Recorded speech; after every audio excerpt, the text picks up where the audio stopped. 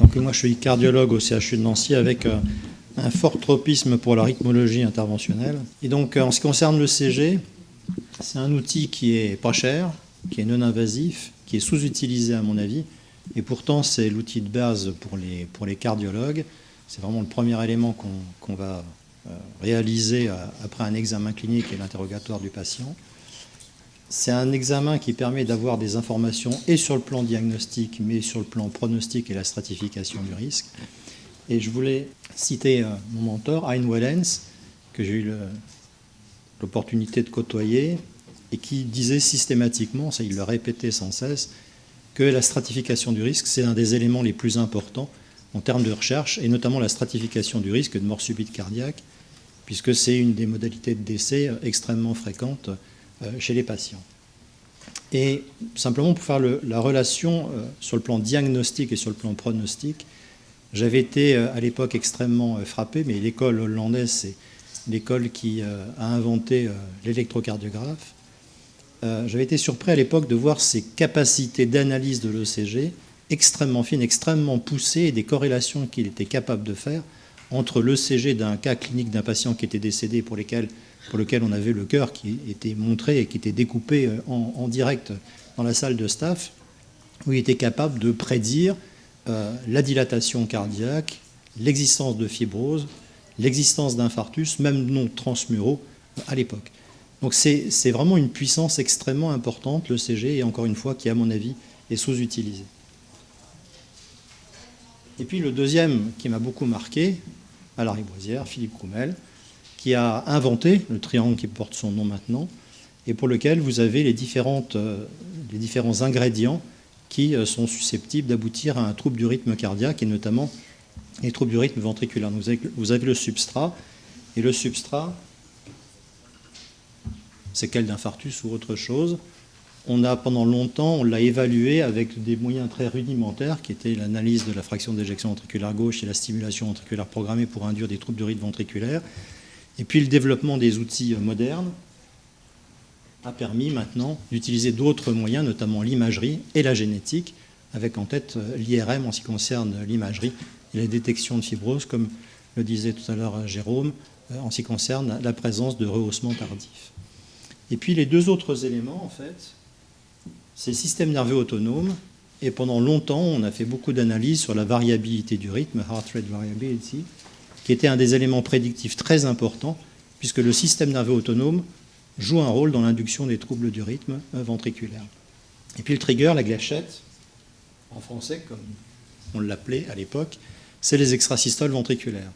Et donc les extrasystoles ventriculaires, c'est toujours par ça que démarre, enfin, dans 99% du temps, on va dire, ou presque 100%, les troubles du rythme ventriculaire, avec ici, vous voyez l'induction d'une fibrillation ventriculaire, et ça démarre toujours par une extrasystole ventriculaire. Donc tous ces éléments, tous ces ingrédients permettent d'avoir une analyse fine du risque chez un patient donné, mais c'est encore une fois sous-exploité, et pendant les années 90, il y a énormément de publications qui ont été faites sur l'ECG, sur le Holter, et en ce qui concerne l'ECG,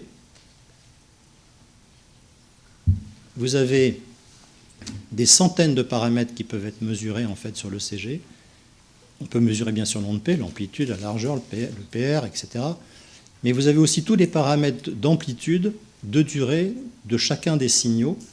Et quand j'étais aux Pays-Bas, j'avais été surpris de voir des banques de données. À l'époque, c'était sous forme de livres, mais il y avait des volumes et des volumes d'analyse de l'ECG sur des centaines de milliers de personnes, des volontaires sains ou des malades, sur lesquels vous aviez les amplitudes des ondes d'air, des ondes S, des ondes Q et ainsi de suite, qui étaient mesurées en fonction de l'âge de ces sujets, en fonction des pathologies, en fonction du sexe également. Et donc il y a une richesse derrière tout ça, encore une fois, qui est sous-exploitée. Il faut vraiment qu'on arrive à fédérer ce genre de choses pour que ce soit des bases de données qui soient complètes maintenant. Et vous avez maintenant plein d'éléments qui vous permettent de recueillir l'ECG de façon facile. Il y a l'ECG de 12 dérivations, bien évidemment. Il y a tous les systèmes d'enregistrement Holter, les implantables, et puis maintenant, avec les smartphones et les devices connectés. Là, vous avez deux exemples d'ECG. Le premier, vous voyez qu'il y a une fragmentation du QRS avec un aspect polyphasique, et le second avec une repolarisation anormale avec une onde T négative. Ces deux exemples qui ont été publiés de données anormales qui permettent de prédire le risque de mort subite cardiaque. Et donc, vous voyez, ces éléments-là, on ne les regarde pas forcément quand on a un électrocardiogramme, on passe très vite à côté et on passe à autre chose, alors que c'est des éléments qui sont clairement importants. Et puis, évidemment, tout ce qu'on sait, c'est la présence d'extrasystole ventriculaire ou de TV non soutenu, avec plein de paramètres que vous avez l'intervalle de couplage, le nombre d'extrasystoles et ainsi de suite, qui peuvent être détectés extrêmement facilement et que vous avez sur un enregistrement Holter qui vous mesure les temps et qui vous permettre de mesurer aussi le caractère monomorphe, polymorphe ou la dispersion du signal au cours du temps avec l'influence du système nerveux autonome. Donc tous ces éléments-là sont aussi prédictifs du risque de troubles du rythme ventriculaire et de mort subite cardiaque. Maintenant, si on change de domaine dans le domaine de l'analyse du système nerveux autonome, plus facilement analysé évidemment sur un enregistrement Holter de 24 heures ou plus long, parce que là, vous allez faire des analyses dans le domaine temporel ou dans le domaine spectral sur la variabilité sinusale. Ça va vous donner des informations sur le système sympathique et sur le système parasympathique, avec encore une fois des facteurs prédictifs. Et puis, un des derniers éléments, c'est le CG haute amplification. Alors, vous allez penser que c'est passé de mode, c'est vrai qu'on n'en fait plus beaucoup, on ne le regarde plus beaucoup.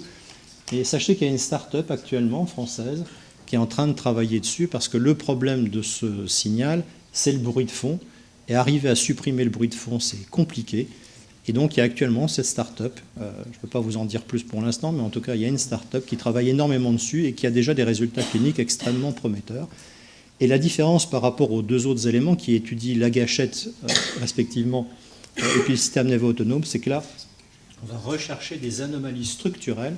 Et là, on va être vraiment au niveau du substrat pour pouvoir identifier des zones pathologiques au niveau du myocarde qui sont prédictifs d'un trouble du rythme ventriculaire. Et tous ces éléments, si on les met ensemble, il faut savoir qu'on peut en plus modifier ces signaux par des tests pharmacologiques et éventuellement un stress, qu'on peut imaginer que ce soit de l'effort ou que ce soit de l'isuprel, pour essayer d'avoir des modifications qui sont aussi prédictifs d'un risque.